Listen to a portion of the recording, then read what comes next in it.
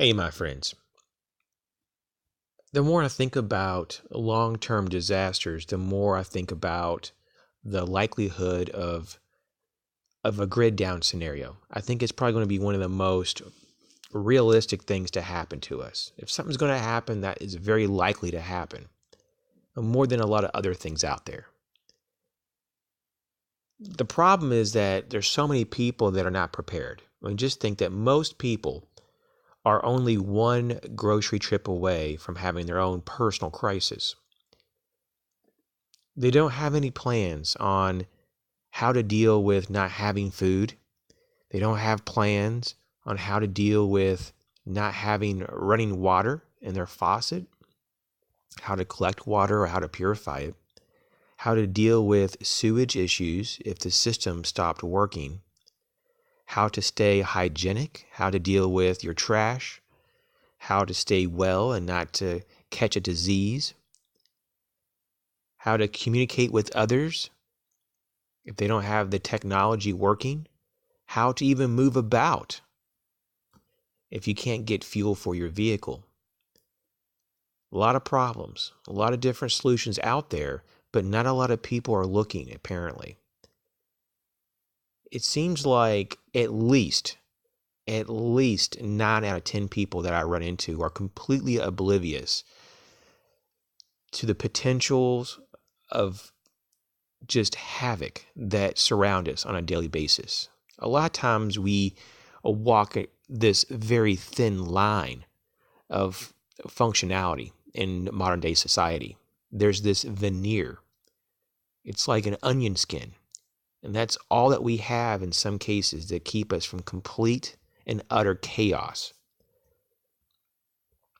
A long-term grid down emergency is one of my worst nightmares because it can transform a community, a town, a city, a state, even a whole nation state into chaos and ruin in a short period of time. It can cause massive death and suffering. And I think if you take this seriously, this will be a great motivator to get things in order, to figure out how to satisfy all of your basic needs. My motivation on this channel has always been just to increase awareness of this type of situation. Not so much just a grid down situation, but the situation of being caught unprepared.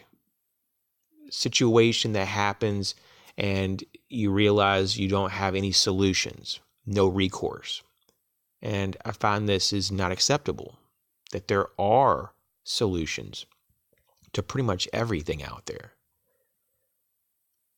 But you have to have a little bit of forethought. You have to think things through at least a little bit.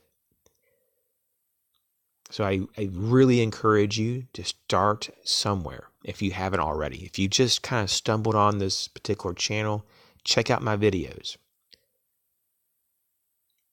Look and see if you can better your situation, and you will see that you can.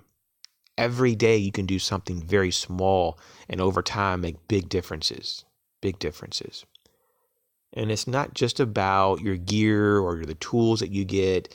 It's not about things that sometimes you can just purchase. Sometimes you just need to learn things, knowledge. You need to have some skills. Use your talents.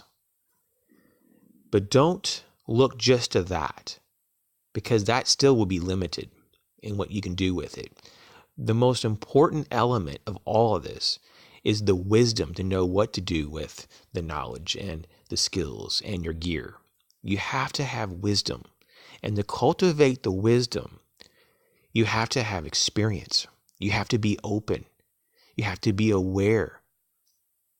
And that's very difficult in this modern day, to take a pause and reflect. So I encourage you to do that. It's very important for your safety and security, your well-being, and the well-being of your family. I wish you the very best. This is The Art of Prepping, signing off.